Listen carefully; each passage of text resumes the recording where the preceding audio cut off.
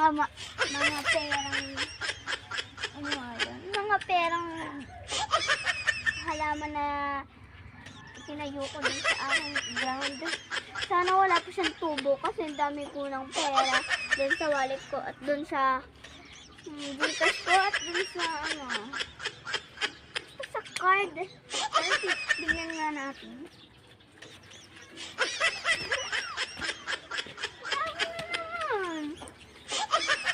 Buti may possible pa.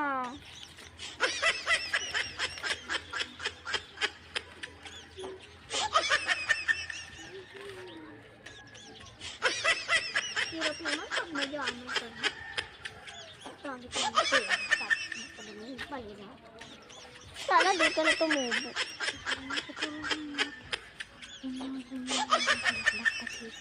Sabihin mo naman. Namumunga na pala to. Ganda na. Ow! Nadalag siya. Napitas ko. Sorry. Ano ka muna?